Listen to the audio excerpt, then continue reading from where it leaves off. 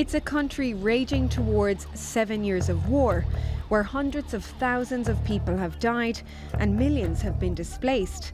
And yet Syria still found time to sign the Paris Agreement on climate change.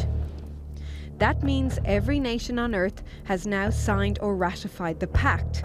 But there's one country that's also the biggest polluter in history, which says it's leaving, and that's the United States. On August the 4th, President Donald Trump officially informed the United Nations he was pulling out of the climate agreement unless there was more in it for Americans, following up on a promise he's repeatedly talked about throughout his first year in power. Foreign leaders in Europe, Asia, and across the world should not have more to say with respect to the U.S. economy than our own citizens and their elected representatives. Thus, our withdrawal from the agreement represents a reassertion of America's sovereignty. But for those who have gathered in Germany this week for the UN's COP23 summit in Bonn, there's nothing to applaud. Climate change is pretty much not up for discussion. There is not enough attention. We now have the climate conference and we must bring some attention. That is urgently necessary.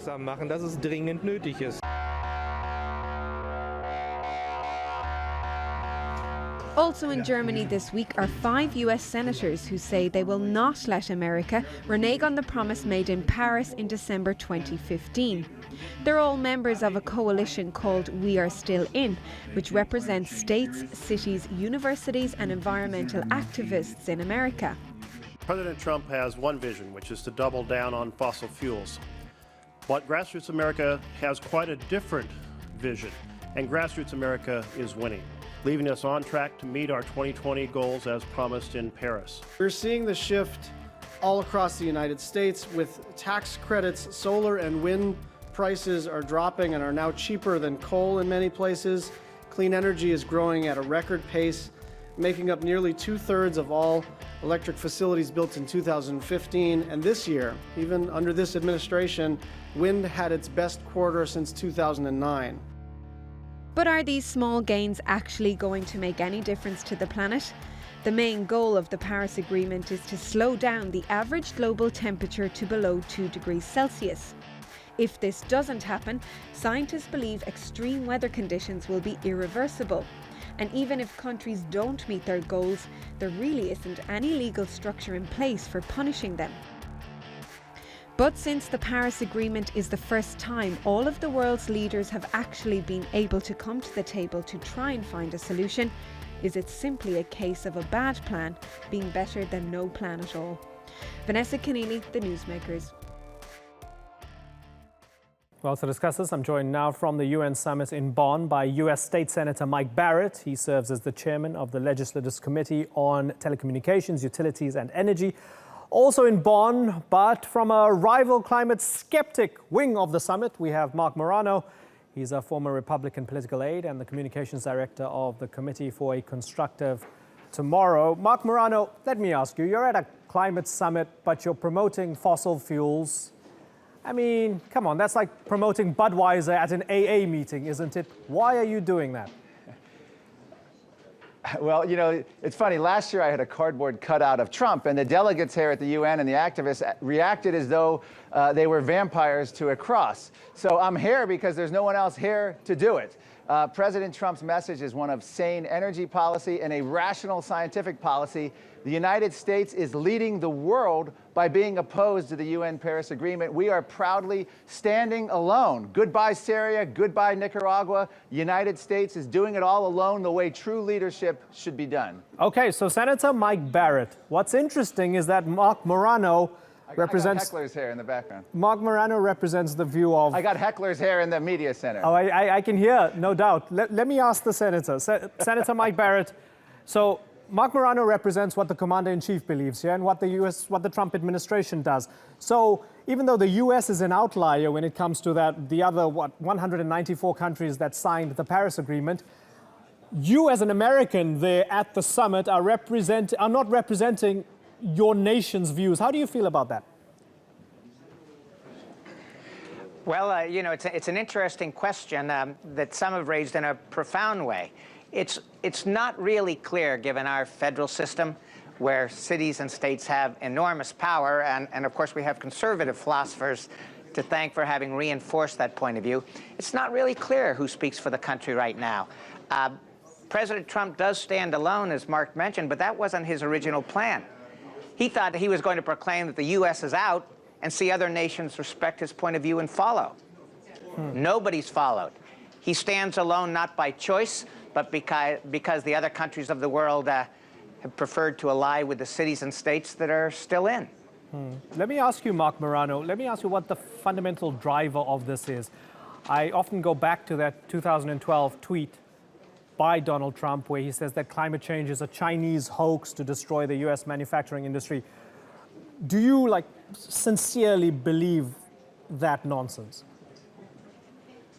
No, in fact, Donald Trump has said he was joking about that tweet. If you really want to know what Donald Trump's views on climate change are, you would look right after the election in the New York Times editorial board meeting. He actually talked about his uncle, who was a scientist, and the ClimateGate emails, and his skepticism generally of the United Nations agenda and the consensus. And actually, Donald Trump's views in that regard were very in line with climate skeptics. The Chinese hoax thing was literally a joke to be, and the agenda-wise, he may not have been joking, but he was joking when that tweet. The important thing here is Donald Trump stands with science. In the journal Nature, almost every single industrialized country is not on track to meet the targets, even if they were, according to peer-reviewed literature.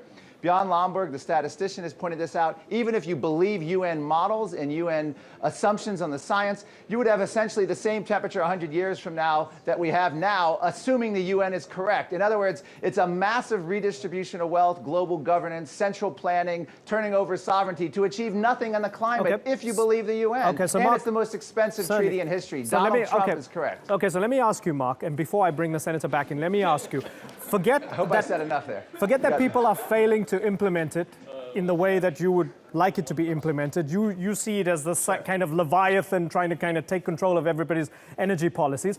Park that aside for a second. But doesn't it give you pause for concern when 194 other countries have decided to go it another way? They recognize that the Earth is warming, the climate is changing, and that we might be responsible for this. And 97% of peer-reviewed studies suggest that this is the case. When that happens, don't you think, hey, hold on, maybe there are scientists who know better than I do when it comes to this thing? No, first of all, the 97%, you might get that result in a North Korean election, but you're not getting that in the scientific community, and that's been proven to be nonsense. One of the UN scientists said it was actually pulled from thin air, the claim of 97% scientists agree on global warming. The key here is even if we face the climate catastrophe, what the UN has proposed would have no impact. And the idea is the UN cannot legislate weather and climate. The senator here has said that carbon pricing is the single most important thing we can do to fight global warming. Carbon pricing harkens back to the idea, Massachusetts had to deal with this, the witchcraft trials. The idea is witches change the weather. Now they're claiming SUVs and our coal plants are changing the weather. But just for clarity, and most of the judges were educated at Harvard, as the so senator just for clarity, was as well. the 97% comes from a study from 1991 to 2011. 97% of peer-reviewed studies concluded that the climate is changing and we're responsible for it. These are not my words. I didn't pull it out of thin air. Let me bring in Senator Mike Barrett here. I didn't pull it out of thin air. I used it and I'm sourcing it, right? Senator Mike Barrett. Okay, so the administration believes one thing. It wants to promote fossil fuels. It's skeptical about everybody else trying to get involved here. Tell me why you're there at the summit and how you feel you can make a difference in the face of overwhelming opposition from your federal government. Well, you know, we do have a federal government rather than a single-tiered government. The states have always had enormous power latitude. Most of the powers not expressly assigned to our national government are reserved for the states. That's our 10th Amendment. We're exercising our 10th Amendment rights, and we're finding a receptive audience throughout the rest of the world. There's a serious issue here about whether President Trump is delegitimizing the federal government in the U.S. He's so outside the mainstream that people are walking away from us. We're losing the moral latitude, the moral authority with which we once spoke to great issues affecting the rest of the planet. And I'd like to remind Mark, and I know he's a good historian, that Republicans, as well as Democrats after World War II, were united in the idea that the U.S. was part of a greater world. We were going to exercise leadership, but always in concert with other countries. President Trump is walking away from 60 years of bipartisan Republican and Democratic commitment to the idea of the U.S. leading, but working in concert with the rest of the world. That desertion of that bipartisan consensus is nothing to make jokes about, and it's nothing to be proud of. So, Mark, what's more likely, that President Trump is right, or Xi Jinping, Emmanuel Macron, Justin Trudeau, Angela Merkel, the UN chief, and all of them are wrong? You believe they're all wrong? Not only are they wrong, but even if they're right, what they're proposing is meaningless, and that's the key. We had the former UN chief, Christiana Figueres, actually say, we need a centralized transformation that will make life on planet Earth very different for everyone. That's what Donald Trump is rejecting with the United Nations. But that's your fear the UN's of own socialism. leaders have called for this. But that's your fear of socialism. What about the science that something's happening to the planet and we need to do something? Right. The science that something's happening is carbon dioxide is not the control knob of the climate, and even the United Nations scientists, when they're pressed, start turning against it. You have people like Richard Toll and a whole series of United Nations scientists, including Japanese scientists and other scientists, who've turned against the organization because it's predetermined science. You only have about 50 or so scientists come out with the conclusion, and then all the other scientists, sociologists, and non-scientific disciplines pile on. And you have the UN chief actually say, Rajendra Pachauri, global warming is my religion. He was the head of the UN science panel. People have a right to be skeptical of the nonsense that comes out of the United Nations. Let me ask you, Senator Mike Barrett, you've tried a few things in Massachusetts. You put a tax on carbon and other things. Tell me how it's worked, because I want to find out how it's happened on a kind of micro level and see if we can scale it up to see if there's anything that might be acceptable for Mark.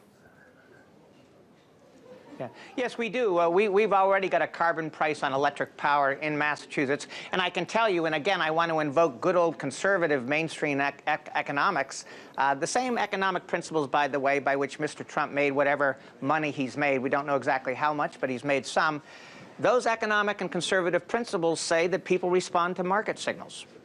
So we put a price on electric power. We have a cap and trade system, and consumption of electric power has gone down, and pollution, the amount of pollution associated with a given unit of electricity has gone way down. So we produce the same amount of electricity, just about, much less greenhouse gas emissions associated with it. It's all because we adopted the kind of marketplace or market-based mechanisms that the countries here are deciding. And by the way, I want to make a point about Mark's invocation of world government. That's a non-starter. There isn't a single nation here. There may be a few folks running around the hallways, but then Mark is running around the hallway too. The governments here don't believe you're going to move sovereignty up from the national level. They know that the U.S. is going to govern American affairs. The countries around the world are going to govern theirs. The question is whether sovereign governments can cooperate on a problem threatening the entire planet. We ought to be able to cooperate without sacrificing sovereignty. When the President of the United States jeers at the idea of cooperation that's won bipartisan support ever since the 1940s, we are in trouble. But the truth is that because the U.S. is a federal system, the federal government doesn't speak for us alone. Cities have a voice, states have a voice, we're still in, President Trump is out. Somehow, we're managing to move ahead without him. We miss him. So Mark, but we're going to move ahead without him. Yeah, Mark, they made some changes in Massachusetts. It didn't turn into Animal Farm. There isn't this major, they haven't plunged everybody's living standards back into an agrarian age, right? Smart, simple, science-based policies. Why can't you see that happening on a global scale? Well, first of all, you can have all sorts of energy policies, and I'm not against wind, solar. I always argue the day people can go to their local Walmart and buy a solar panel, put it on their roof, and get off the grid and tell the coal company and gas company to buzz off is the day this whole climate policy debate ends. It's about the senator selling his bill, I think it's S-1821, as the greatest effort to combat global warming that Massachusetts can do. It's nonsense. EPA regulations don't even affect global emission levels of CO2. UN treaties don't even significantly affect it to the point where the temperature is even going to be affected 100 years out, according to peer-reviewed statements. So his policy of controlling the weather through carbon taxes is about as effective as the witch trials were in Massachusetts in the 16th and 17th centuries.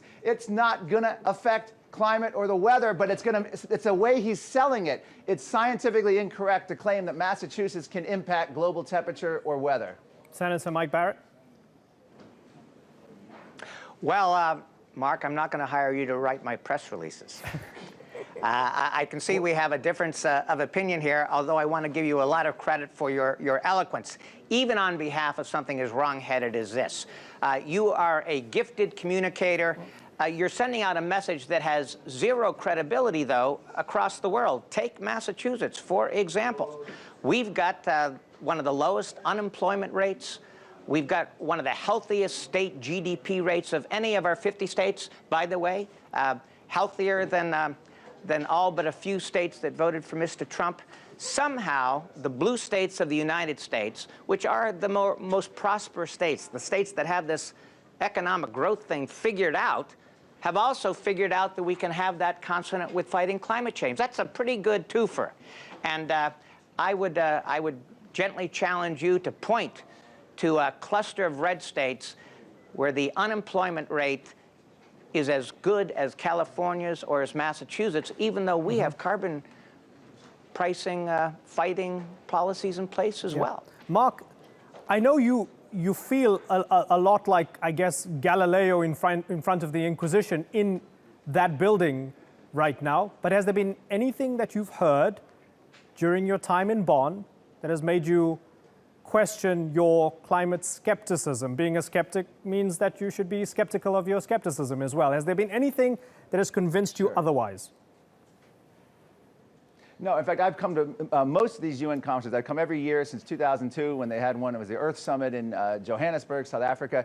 No, actually, it's the other way around. Listening to the UN proclamations, listening to the UN chief, listening to them do the same sort of, they'll actually state, the head of the IPCC, the alleged science panel, which is it's actually a political body that masquerades as science, has actually said, wait till you see the next report. It'll be so alarming, the world will have to act. That's not the words of science. That's the words of politics trying to use science, masquerading as science to influence policy. And every time I look behind the curtain here at the United Nations, you get more and more skeptical. This is kind of like, this is the Wizard of Oz and we pulled the curtain back. The UN is a political body, and this is all politics. Don't mix it with actually having an impact on temperature, climate, weather.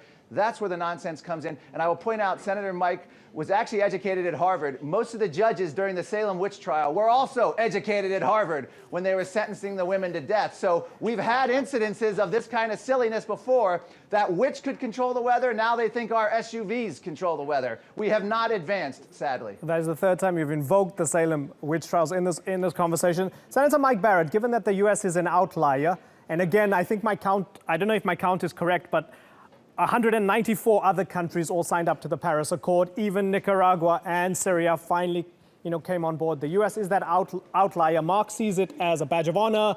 Others are embarrassed by it.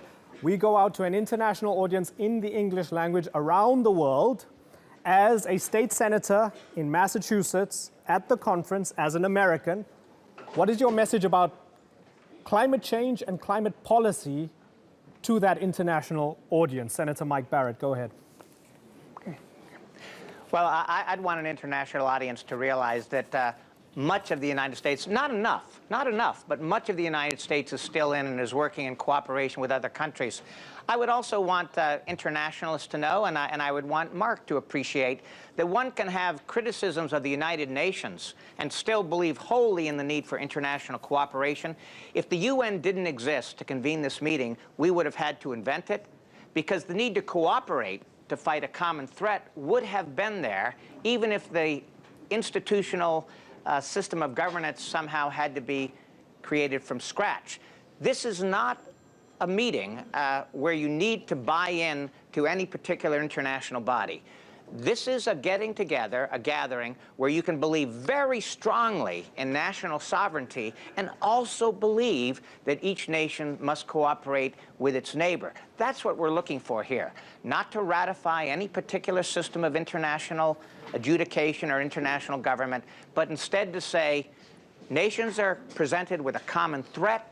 A great many members of the United States, a great many citizens believe it. A majority, actually, of American citizens agree with us, not with the current president. We want to see international cooperation prevail, but we're not here to protect or to defend any particular system of governance for other purposes. What we've got to do is to work with people from around the globe to make sure that all of us are alive, healthy, prospering, and well 50 years from now. And we can do that, and we can still make room for skeptics.